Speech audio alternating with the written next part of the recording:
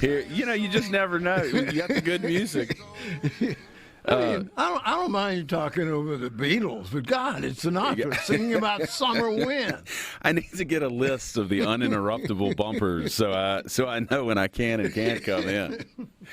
Well, this is Lucian Smith in for Paul Gallo here on the Gallo Radio Show on SuperTalk, Mississippi. We're coming to you live from the Trustmark Bank Studios. Life's beautiful when your bank fits you to a T. Trustmark, people you trust, advice that works. To learn more, go to trustmark.com, member FDIC. Well, before you get to Steve, go ahead. Djokovic 3-1 over Alcaraz. There we go. There we go. Live. You get, if you're listening to Gallo in the morning, you're learning about Donald Duck. You're getting live information about the French Open coming to you from Roland Garros. I think we had Daniel Boone information. I mean, you're getting pretty well the most nutritious diet of information you could possibly start your day with. So do not turn that dial, especially now as we've got Steve Jent, the executive director of the Sanderson Farm Champions, with us on the line. Steve, how are you doing this morning? Hey, I'm good. Was it really 3-1? He won 3-1. That's what Perez tells. Yeah, Perez, we got good information there? Yeah, 3-1 in the first set. It's tied 15 all in Game 4. Okay, awesome. Yeah, it's a little early to start watching tennis so far today, but how are you doing, glad Steve? to hear it. So I'm good. How are you guys? We're doing great. It's been a busy week in professional golf. It seems like a lot of news.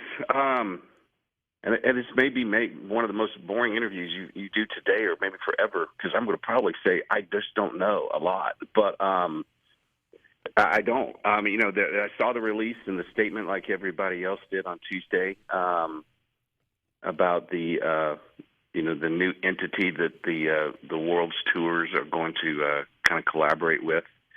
And I think they've said themselves there's still a lot of details to be flushed out.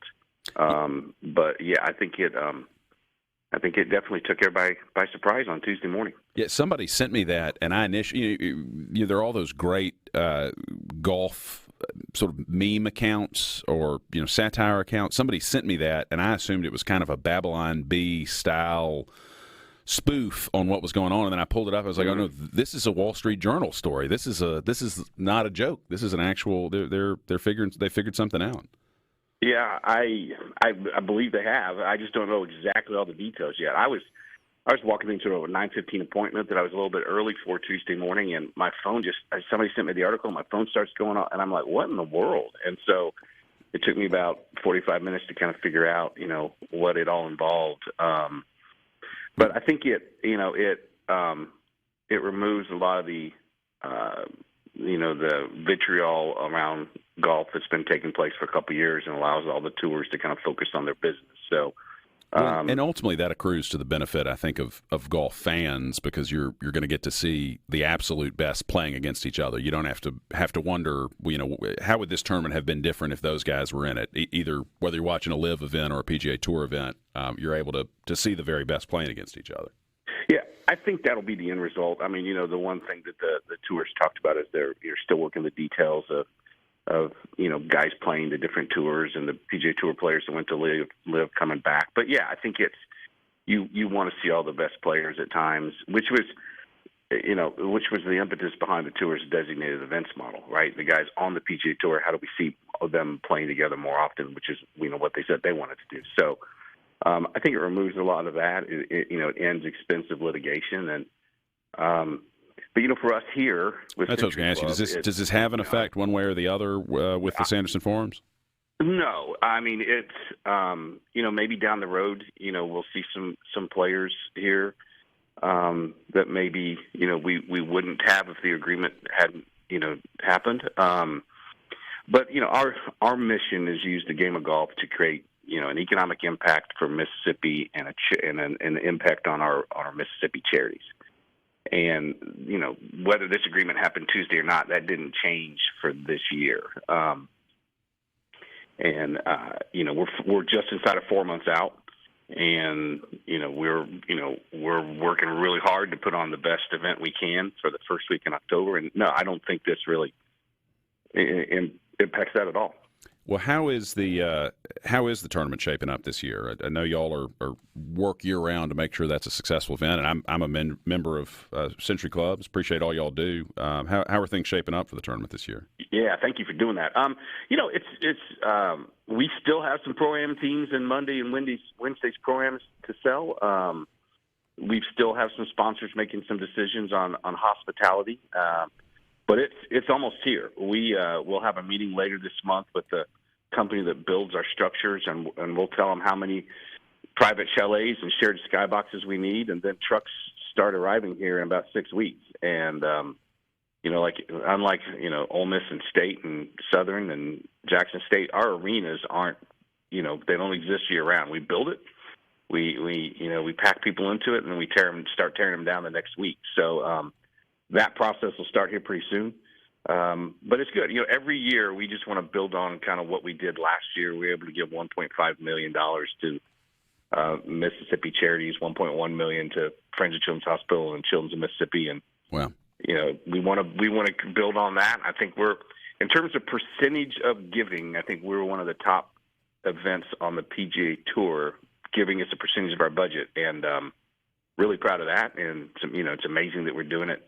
And each of these tournaments is its own independent charitable entity, the sponsoring organization. Is that right?